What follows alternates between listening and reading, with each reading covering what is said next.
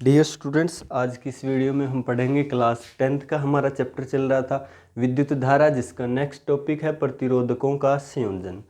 यानी कि इससे पहले वाला जो वीडियो है उसके अंदर हमने प्रतिरोधकता के बारे में पढ़ा, उससे पहले प्रतिरोध के बारे में पढ़ा। अब पढ़ रहे हैं प्रतिरोधकों का संयोजन। संयोजन का मतलब होता है उन्हें जोड़ना।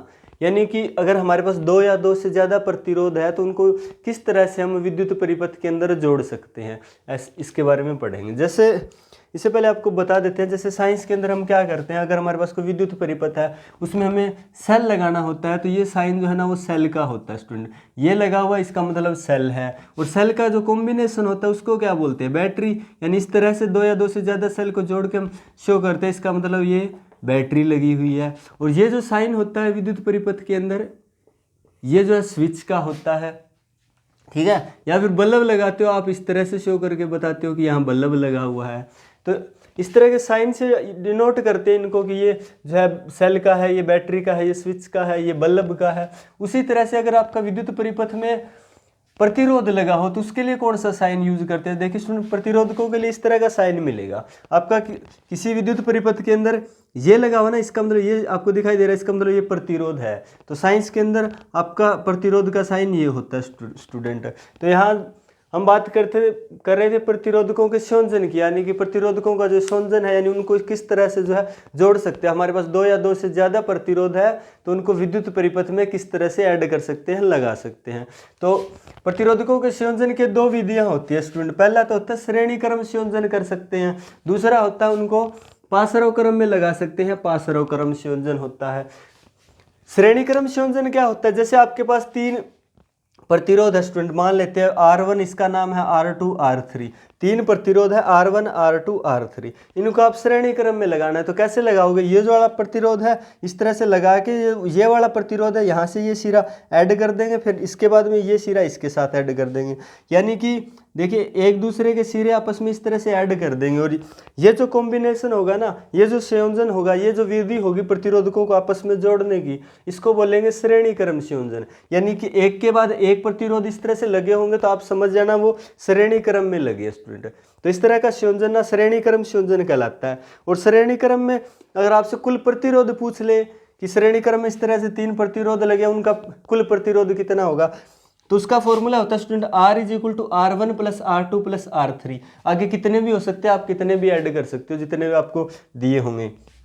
R क्या है, R कुल प्रतिरोध होता है। कुल प्रतिरोध निकालने का फॉर्मूला, यानी सिंपली उनको आप ऐड कर दो। यानी कि अगर R1 की वैल्यू 3 ओम है, इसकी वैल्यू 3 ओम, इसकी वैल्यू 3 ओम है, तो आपके पास 3 प्लस 3 प्लस 3 यानी कि टोटल प्रतिरोध है ना A और B के बीच में कुल प्रतिरोध 9 ओम आ जाएगा। इसी तरह से अगर प्रतिरोधकों का कोई भी वैल्यू दिया हो, ये तो ऐसे ले लिया हमने, अगर कोई भी वैल्यू दिया हो तो आप उनका क्या करोगे, R1 की जो वैल्यू दी है यहाँ पुट कर दो, R2 की वैल्यू यहाँ, R3 की वैल्यू यहाँ, और तीनों को ऐड कर दो, आपके पास टोटल R आ जाएगा, यानी इस विद्युत परिपथ का कुल प्रतिरोध आ जाएगा। इसके बाद बात करते हैं पाशरों क्रम संयोजन की। पाशरों क्रम संयोजन में क्या होता है, यही तीन प्रतिरोध आपको पाशरों क्रम संयोजन में ऐड करने हैं। तो क्या करोगे, पाशरों क्रम संयोजन, ये जो संयोजन है ना पाशरों क्रम संयोजन है, यानी कि तीनों प्रतिरोध दो बिंदुओं के बीच दो या दो से ज्यादा प्रतिरोधकों को जोड़ने की, जो इस तरह की जोड़ने की जो विधि है ना, उसको पाशरों क्रम संयोजन बोलते हैं। यानी कि आपके पास कितने भी दो या दो से ज्यादा प्रतिरोध है, उनको अगर दो बिंदुओं के बीच, देखिए एक ये बिंदु है, एक ये,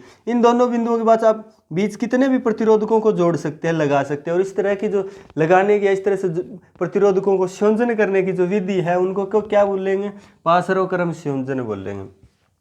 अगर पाशरों क्रम संयोजन में आपसे विद्युत परिपथ का कुल प्रतिरोध पूछे तो फॉर्मूला होता है स्टूडेंट 1 अपॉन में R is equal to 1 upon R1 plus 1 upon R2 plus 1 upon R3। R क्या है, R कुल प्रतिरोध है इस विद्युत परिपथ का। निकालना हो, जैसे इनका वैल्यू भी 3 दिया हुआ है सबका, तो हम क्या करेंगे, R1 की वैल्यू पुट कर देंगे, R2 की, R3 की वैल्यू पुट कर देंगे। यहाँ कुछ भी दिया मिलेगा आपको स्टूडेंट, कोई भी वैल्यू हो सकती है, 5 ओम, 10 ओम, 15 ओम, 20 ओम, जो वैल्यू दिया होगा आप आराम से पुट कर दीजिए। इसके बाद 1 अपॉन में R की वैल्यू दे, एलसीएम ले लीजिए इनका, ऊपर 1 प्लस 1 प्लस 1 आ जाएगा, 1 अपॉन में R की वैल्यू आ गई। यहाँ क्या करना है, 1 अपॉन में R की वैल्यू आपके पास कुछ मिलेगी। इसके बाद हमें क्या चाहिए, हमें ओनली R चाहिए, यानी कि R कुल प्रतिरोध चाहिए। तो आप इसको क्या करोगे, 1 अपॉन में R है ना, इसको R करोगे तो इधर वाला वैल्यू भी पलट जाएगा, तो हमारे पास R आ जाएगा, यानी R आ जाएगा, कैंसिल हो गया, 3 × 3 और 1 ओम, यानी कि इसका कुल प्रतिरोध हो जाएगा 1 ओम। तो ये है स्टूडेंट श्रेणी क्रम संयोजन, पासरों क्रम संयोजन। अब इनका जो फॉर्मूला होता है उनका डेरिवेशन करते हैं कि जो श्रेणी क्रम संयोजन का फॉर्मूला कैसे आता है, पासरों क्रम संयोजन का फॉर्मूला कैसे आता है, और इनके बारे में डिटेल से पढ़ते हैं। तो स्टार्ट करते हैं श्रेणी क्रम संयोजन से। इसके बाद पढ़ते हैं, देखिए सबसे पहले श्रेणी क्रम संयोजन के बारे में पढ़ते हैं डिटेल से, इसको ड्राइव करते हैं। श्रेणी क्रम संयोजन क्या होता है, देखिए जब दो या दो से ज़्यादा अधिक प्रतिरोधकों को एक के बाद एक आपस में सिरों से जोड़ा जाता है तो प्रतिरोधकों के इस संयोजन को श्रेणी क्रम संयोजन कहते हैं। देखिए बहुत आसान है, जब दो या दो से ज़्यादा प्रतिरोधकों को आप किसी विद्युत परिपथ में किस तरह से जोड़ोगे, आपस में एक के बाद एक सिर आपस में सिरे जोड़े जाते हैं। यानी ये है, इसके साथ इसका सिरा जोड़ दिया, इसके साथ इसका सिरा जोड़ दिया, एक के बाद एक सिरों से जोड़ा जाता है ना। तो इस तरह के संयोजन को क्या कहते हैं, श्रेणी क्रम। यानी इस तरह से लगे हुए, इसका मतलब ये श्रेणी क्रम में लगे हुए हैं। दूसरा, आपको जब भी श्रेणी क्रम में संयोजन, जब भी श्रेणी क्रम में इस तरह से प्रतिरोध लगे हो ना, तो उनके अंदर आपको दो बातें हमेशा याद रखनी है श्रेणी क्रम संयोजन में। पहली बात यह रहती है कि श्रेणी क्रम संयोजन में लगे प्रत्येक प्रतिरोध से समान विद्युत धारा प्रवाहित होती है। कहने का मतलब ये श्रेणी क्रम में जितने भी प्रतिरोध, यहाँ 3 प्रतिरोध लगे हैं ना, तीनों में जो विद्युत धारा होगी वो समान प्रवाहित होगी। यानी कि आप इस प्रतिरोध के यहाँ एमीटर लगा के देखोगे ना, कहीं भी एमीटर क्या होता है, एक युक्ति होती है जो क्या काम आती है, विद्युत धारा मापने के काम आती है किसी विद्युत परिपथ में। और वो कैसे लगती है, वो विद्युत परिपथ में श्रेणी क्रम में लगती है स्टूडेंट। तो जब हम कहीं भी ये एमीटर लगा के देखेंगे तो क्या होगा, उसमें विद्युत धारा की रीडिंग एक जैसी आएगी। यानी कि आप श्रेणी क्रम में यहाँ की करंट की वैल्यू अगर आई है ना, तो यहाँ भी आई मिलेगी, यहाँ भी आई, यहाँ भी आई। यह कहने का मतलब यहाँ अगर 5 एम्पियर करंट है तो आप कहीं भी किसी भी प्रतिरोध के क्रॉस लगा के देख लो, जो करंट की वैल्यू है वो क्या रहेगी स्टूडेंट, समान रहेगी, एक समान रहता है। हर एक प्रतिरोध के अंदर जो विद्युत धारा है वो एक समान प्रवाहित होती है। दूसरा इंपॉर्टेंट बात ये याद रखनी है कि श्रेणी क्रम संयोजन में लगे प्रत्येक प्रतिरोध के सिरों के बीच विभवांतर भिन्न भिन्न होता है। कहने का मतलब जो जितने भी प्रतिरोध लगे होते हैं ना श्रेणी क्रम में, उनके बीच का जो विभवांतर होगा ना, दो सिरों के बीच का विभवांतर, वो क्या होगा, अलग अलग होगा। और विभवांतर को मापने की युक्ति कौन सी होती है, वोल्टमीटर होती है। यानी कि आप यहाँ वोल्टमीटर लगा के देखोगे, यहाँ लगा के देखोगे, यहाँ लगा के देखोगे ना, तीनों बार आपकी हर एक बार अलग अलग रीडिंग आएगी। यानी कि इन तीनों का विभवांतर जो है ना, दो सिरों के बीच का विभवांतर किसी भी प्रतिरोध का देखोगे अलग अलग मिलेगा। जैसे इसका V1 है, इसका V2 है, इसका V3 है। यानी कि आपको इस तरह से याद रख लेना है कि ये जो ना करंट है ना, वो एक पानी की तरह मान के चलना है कि पानी बह रहा है। अब किसी नदी में इस तरह से पानी बह रहा है तो आप यहाँ चेक करोगे, यहाँ किसी भी पॉइंट पे चेक करोगे तो एक जैसा पानी, यानी जितना यहाँ से जा रहा है ना पानी, उतना ही अगले पॉइंट से जा रहा होगा, उतना ही अगले पॉइंट से जा रहा होगा। इसका मतलब करंट जो होता है ना, वो पानी की तरह मान के चलोगे, यानी करंट जो है ना सेम रहता है श्रेणी क्रम में। दूसरा, करंट सेम रहता है तो अलग क्या होगा, विभवांतर। यानी कि विभवांतर जो है वो अलग अलग रहेगा, हर एक प्रतिरोध के लिए विभवांतर की वैल्यू है वो अलग अलग आएगी। जैसे यहाँ V1, V2, V3। इसके बाद इसको हल करते हैं। जैसे ओम के नियम के अनुसार हमें पता है V = क्या होता है, IR होता है। इसके बाद इस परिपथ में यानी कि श्रेणी क्रम संयोजन में क्या होगा, V जो होगा हर एक के लिए अलग अलग होगा, विभवांतर की वैल्यू अलग होगी। यानी कि पहले का विभवांतर निकालेंगे तो विभवांतर निकालने का फॉर्मूला होता है V = IR। यानी कि उस प्रतिरोध में प्रवाहित हो रही विद्युत धारा और उस प्रतिरोध का प्रतिरोध कितनी है, उसकी प्रतिरोध की वैल्यू कितनी है। तो देखिए V1 निकालेंगे पहला, तो क्या करेंगे, करंट सब के अंदर सेम है, I ले लेंगे। इसका V1 का प्रतिरोध की वैल्यू R1 लिख रखा है तो हम R1 लिख देंगे। ऐसे ही सेकंड का V2 प्रतिरोध कितना होगा, विद्युत धारा सब में सेम है इसलिए I लिखेंगे, I, और इसका प्रतिरोध R2। V3 का I विद्युत धारा प्रवाहित हो रही है और इसका प्रतिरोध की वैल्यू R3। तो हमारे पास V1, V2, V3 तीन इक्वेशन आ गई। इसको नाम दे दें इक्वेशन नंबर 1, 2 और 3। अब इन तीनों समीकरणों को अगर मिलाएंगे, तीनों इक्वेशंस को जोड़ेंगे तो क्या आएगा, V1 + V2 + V3 आएगा हमारे पास। यानी कि V1, V2, V3 तीनों को जोड़ने पे क्या मिलेगा, V1 की वैल्यू रख दो IR1, V2 की वैल्यू रख दो IR2, V3 की वैल्यू रख दो IR3। इसके बाद V1, V2, V3 यानी ये तीन क्या है, विभवांतर की वैल्यू है। और विभवांतर कुछ भी हो सकता है। यहाँ मान लीजिए 2 वोल्ट है, 3 वोल्ट है, 6 वोल्ट है, कुछ भी होगा, और इन तीनों को जोड़ेंगे तो हमें क्या मिलेगा, एक कुल विभवांतर मिलेगा ना। कुल विभवांतर कितना है, तो V1 V2 V3 तीनों को जोड़ा तो एक वैल्यू मिली किसकी, विभवांतर की, और जिसको हम कह रहे हैं कुल विभवांतर है। ये V जो है किसके बराबर है, V1 plus V2 plus V3 के बराबर है। इसी तरह इन तीनों में I कॉमन है, I बाहर निकाल देंगे, अंदर क्या बचेगा, R1 plus R2 plus R3।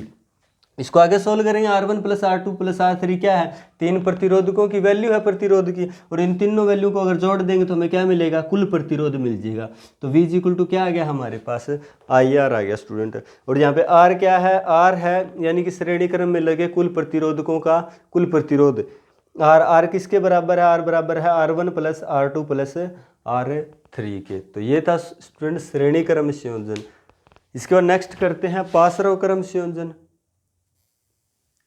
इसके बाद सेकंड है पासरव क्रम संयोजन। पासरव क्रम संयोजन में क्या होता है स्टूडेंट, जब 2 या 2 से अधिक प्रतिरोध 2 बिंदुओं के बीच संयोजित किए जाते हैं, यानी जब 2 या 2 से अधिक जो प्रतिरोध होते हैं 2 बिंदुओं के बीच संयोजित कर दिए जाते हैं, जोड़ दिए जाते हैं ना, तो इस तरह के संयोजन को, इस तरह के जोड़ को, इस तरह उनको विद्युत परिपथ में लगाने के तरीकों को क्या बोलते हैं, पासरव क्रम संयोजन बोलते हैं। और पासरव क्रम संयोजन में कुल प्रतिरोध निकालने का फॉर्मूला होता है 1/R is equal to 1/R1 plus 1/R2 plus 1/R3। R1 R2 R3 यानी ये 3 प्रतिरोध है जो पासरव क्रम में लगे हैं किसी विद्युत परिपथ में। इसके बाद देखिए आपको पासरव क्रम में भी 2 बातें याद रखनी है, इंपॉर्टेंट बातें।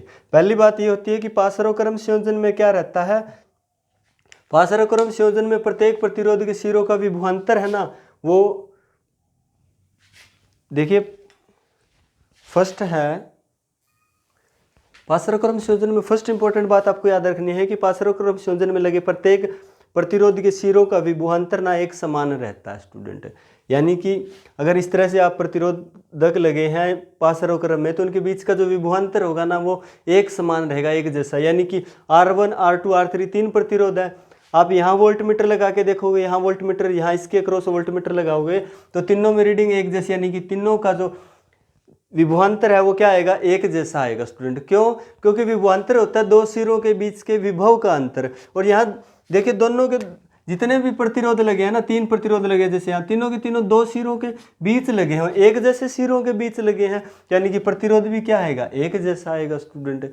इसलिए ये हमेशा याद रखना है पासरव क्रम में लगे प्रतिरोधकों के सिरों का जो विभवांतर है ना वो एक समान रहता है, सबका एक जैसा रहता है। दूसरी इंपॉर्टेंट बात आपको याद रखनी है कि पासरव क्रम संयोजन में लगे प्रत्येक प्रतिरोध से असमान विद्युत धारा प्रवाहित होती है, यानी कि विद्युत धारा की वैल्यू है ना प्रत्येक प्रतिरोध के लिए अलग अलग रहेगी। जैसे इसके लिए I1 होगी, इसके अंदर I2 होगी, इसके अंदर I3, यानी तीनों के अंदर आप प्रतिरोधकों के अंदर वोल्ट वो एमीटर लगा के देखोगे तो जो आपका रीडिंग आएगा ना, करंट की वैल्यू आएगी वो अलग अलग आएगी अलग अलग प्रतिरोध के लिए। क्यों, जैसे पहले मैंने कहा था याद रखने का क्या तरीका, क्या याद रखोगे, जैसे जो विद्युत धारा होती है ना I, वो क्या होता है, विद्युत धारा एक पानी की तरह मान के चलो जो है वो वाटर फ्लो हो रहा है। तो अगर इस तरह से नदी में वाटर फ्लो रहा है, जो आपकी नदी है वो 3 पार्ट्स में डिवाइड हो जाती है। अगर ये आगे 3 पार्ट्स में डिवाइड होती है तो ये जरूरी है कि तीनों पार्ट्स में जो है वाटर एक जैसा रहेगा, सब में वाटर जो फ्लो होगा वो अलग अलग तरीके से होगा, एक समान नहीं होगा। इसलिए यहाँ जो आपका करंट का वैल्यू है वो भी अलग अलग रहेगा, एक समान नहीं रहेगा। जैसे इसमें कुछ और आएगा, इसमें कुछ और, इसमें कुछ और, नाम दे दिया I1 रहेगा, इसमें I2 रहेगा, इसमें I3 रहेगा स्टूडेंट। तो ये 2 बातें याद रखनी है। इसके बाद इसका हम करते हैं हल। कैसे करेंगे, ओम के नियम के अनुसार V इक्वल टू क्या होता है IR, और यहाँ से I को निकालेंगे, अकेला छोड़ देंगे, R इधर आ जाएगा V के डिवाइड में, तो I इक्वल टू V/R आ जाएगा। इसके बाद क्या करते हैं, पासरव क्रम संयोजन के अंदर करंट की वैल्यू भी बताया, I की वैल्यू सब प्रतिरोधकों के लिए अलग अलग होती है, तो I1 निकालेंगे। I निकालने का फॉर्मूला V/R होता है ना, तो I1 निकालेंगे पहले, यानी कि इसके अंदर R1 प्रतिरोध के अंदर विद्युत धारा कितनी है, I1 is equal to V, यानी सबका सेम है, R यहाँ प्रतिरोध की वैल्यू कितनी है, R1 है स्टूडेंट। तो I1 is equal to V/R1, I2 is equal to V/R2, I3 is equal to V/R3। हमारे पास 3 इक्वेशन आ गई, इसको नाम दे दिए 1 2 3। ये 3 इक्वेशन आ गया। अब इन तीनों इक्वेशन को क्या करना है, मिलाना है, ऐड करना है, जोड़ना है। किस तरह से, I1 plus I2 plus I3 कर दीजिए। I1 की वैल्यू V/R1, I2 की वैल्यू V/R2, I3 की वैल्यू V/R3। जब इस तरह से मिलाएंगे I1 I2 I3, तीनों को ऐड करेंगे, यानी कि तीनों क्या है, एक करंट की वैल्यू है, विद्युत धारा की वैल्यू है कुछ, इन तीनों को ऐड करेंगे तो हमारे पास क्या आ जाएगी, टोटल विद्युत धारा की वैल्यू आ जाएगी। यानी कि I1 + I2 + I3 तीन वैल्यू है करंट की, तीनों को मिलाएंगे तो एक नई वैल्यू करंट की आ जाएगी, जो किसके बराबर होगी, I बराबर होगा I1 + I2 + I3 के। इसके बाद यहाँ से देखिए V जो है कॉमन आ रहा है तीनों में, V कॉमन निकाल लीजिए, अंदर बचेगा 1/R1 + 1/R2 + 1/R3। इसके बाद इन तीनों को ऐड करेंगे रेजिस्टेंस को, 1/R1 + 1/R2 + 1/R3, तो हमारे पास आ जाएगा 1/R। और R क्या स्टूडेंट, R है कुल प्रतिरोध, यानी कि पासरों क्रम में लगे प्रतिरोधकों का कुल प्रतिरोध। तो यहाँ देखिए 1/R वो किसके बराबर है, 1/R1 + 1/R2 + 1/R3, यानी कि ये फॉर्मूला है किसका, कुल प्रतिरोध निकालने का, कब, जब प्रतिरोधक जो है किस तरह से लगे हो, पासरों क्रम में लगे हो। तो ये था पासरों क्रम संयोजन स्टूडेंट। जो क्वेश्चन आएगा आपका किस तरह से आएगा, एक तो आपका क्वेश्चन आएगा कि श्रेणी क्रम में जो है प्रतिरोधकों को किस तरह से ऐड करते हैं, श्रेणी क्रम संयोजन क्या होता है व्याख्या करें, तो श्रेणी क्रम संयोजन की व्याख्या लिख दीजिए। उसके बाद इसको किस तरह से हल कर दें, फॉर्मूला बता दीजिए। ये दो बातें हर एक चीज़ में बतानी है, श्रेणी क्रम में भी बतानी है और पासरों क्रम में। ऐसे क्वेश्चन आएगा पासरों क्रम में, पासरों क्रम संयोजन को जो है आप डिफाइन कीजिए, तो किस तरह से करोगे, पासरों क्रम संयोजन की डेफिनेशन लिख दीजिए, डायग्राम बना दीजिए, दोनों बातें अच्छे से लिख दीजिए, उसके बाद उसका हल कर दीजिए। एक क्वेश्चन आएगा कि आपका जो इस तरह से इन दोनों में से पूछ लेगा कि जो श्रेणी क्रम होता है उसके अंदर जो है क्या समान रहता है और क्या अलग अलग रहता है, पासरों क्रम में क्या एक समान रहता है और क्या अलग अलग रहता है, तो आप आसानी से बता सकते हो। जैसे श्रेणी क्रम में विद्युत धारा एक समान रहती है तो वहाँ विभवांतर अलग अलग रहता है, पासरों क्रम में विभवांतर एक जैसा रहता है तो जो विद्युत धारा होती है वो अलग अलग रहती है। तो ये बातें याद रख लीजिए इनके अंदर, और इनके फॉर्मूले याद रख लीजिए, श्रेणी क्रम में टोटल प्रतिरोध निकालने का फॉर्मूला और पासरों क्रम में टोटल प्रतिरोध निकालने का फॉर्मूला। तो ये थी आज की क्लास स्टूडेंट। अगर आपको वीडियोज़ अच्छे लगे, अच्छे से समझ में आया हो तो वीडियोज़ को प्लीज़ लाइक कर दीजिए, अपने फ्रेंड्स के साथ शेयर कर दीजिए, और अभी तक अगर आपने यूट्यूब चैनल को सब्सक्राइब नहीं किया है तो चैनल को सब्सक्राइब कर लीजिए। Thank you students.